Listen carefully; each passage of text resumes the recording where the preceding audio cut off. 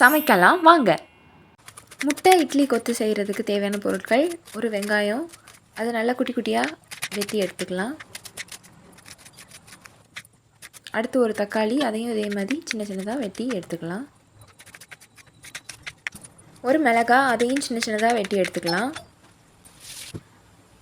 இப்போது நம்ம காலையில் செஞ்ச 2 இட்லி, அதே மாதிரி 2 முட்டை எடுத்து வச்சுருக்கிறேன். இதில் இந்த இட்லியை நல்லா உதுத்து, கைட்டே நல்லா உதுத்து சின்ன சின்னதாக பிச்சு எடுத்து வச்சுக்கிடுவோம். அப்புறமா ஸ்டவ் ஆன் பண்ணிவிட்டு தோசைக்கல்லில் தான் இதை நம்ம செய்யணும். அதுக்காக தோசைக்கல்லில் எண்ணெய் ஊற்றுறேன். அதுக்கப்புறம் வெங்காயம் போட்டு வெங்காயத்துக்கு வதங்குறதுக்காக கொஞ்சம் உப்பு ஆட் பண்ணி நம்ம இப்போ அதை வதக்குறோம். அதுக்கப்புறமா அதில் நம்ம வெட்டி வச்சுருக்கிற மிளகாவை போட்டு அதுவும் நல்லா வேகிற மாதிரி நல்லா வதக்கி எடுத்துக்கிடணும். அதுக்கப்புறமா தக்காளி, நம்ம வெட்டி வச்சுருக்கிற தக்காளியை நல்லா போட்டு நல்லா அதையும் நல்லா வதக்கி எடுத்துக்கிடுறோம்.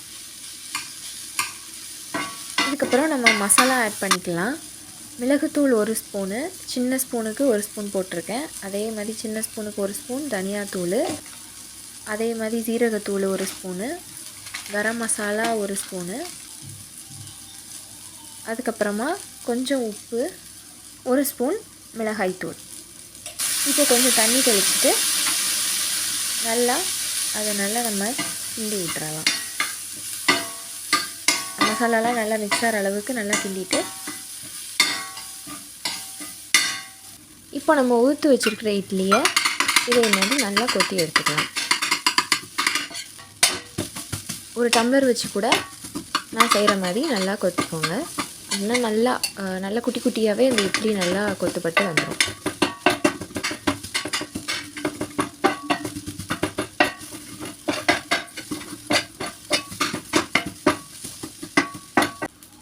இப்போ நம்ம எடுத்து வச்சுருக்கிற அந்த 2 முட்டையும் உடச்சி ஊற்றிக்கலாம்.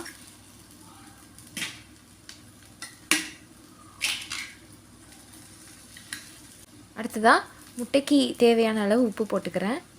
அதே மாதிரி முட்டைக்கு ஏற்ற பெப்பர் தூள் போட்டுக்கிறேன். இனி நம்ம இதை நல்லா கொத்தி எடுக்க வேண்டியதான். அப்போ செஞ்ச மாதிரியே ஒரு டம்ளரை வச்சு நல்லா கொத்திக்க போகிறோம்.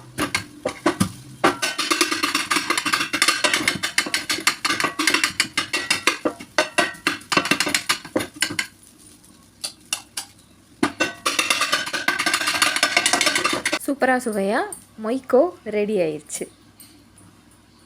Thank you.